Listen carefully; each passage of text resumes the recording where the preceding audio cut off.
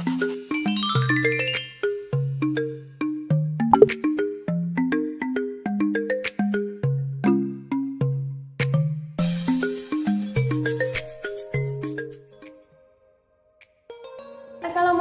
warahmatullahi wabarakatuh. Perkenalkan, nama saya Rahma Yuliana. Saya dari Universitas Pancasakti Bekasi. Di sini saya akan melaksanakan ujian tengah semester dengan mata kuliah pengembangan seni yang diampu oleh Ibu dosen Lia Kurniawati MPD.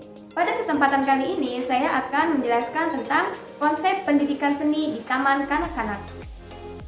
Untuk memahami konsep pendidikan seni di Taman Kanak-kanak, kita sebaiknya mengingat kembali tujuan pendidikan di Taman Kanak-kanak, yaitu mengembangkan kemampuan fisik, bahasa, sosial, emosional, moral, nilai agama, kognitif, serta seni.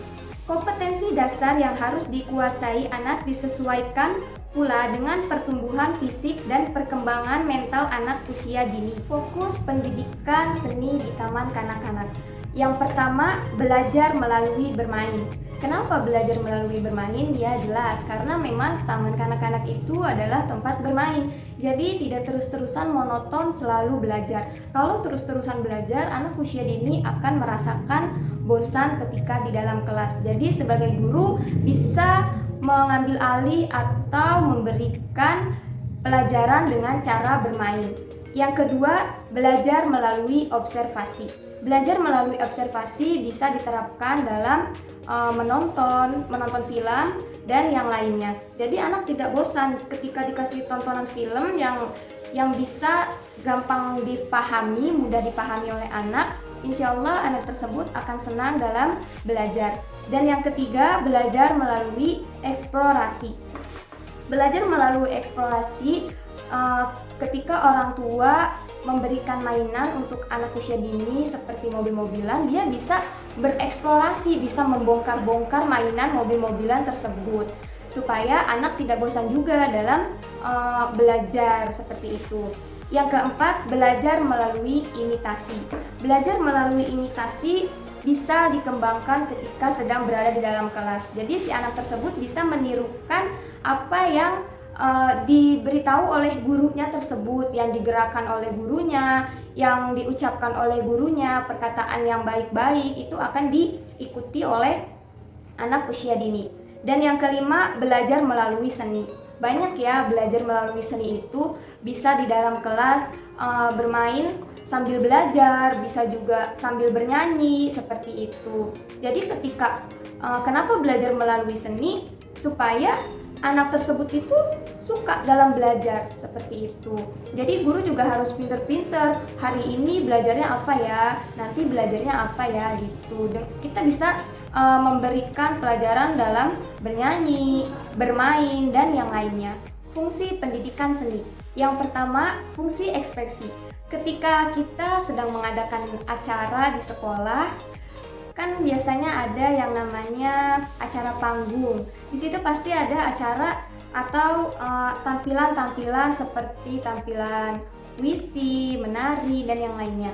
Dan ketika anak diberi kesempatan dalam mempersembahkan puisi untuk gurunya, ketika itu anak berekspresi.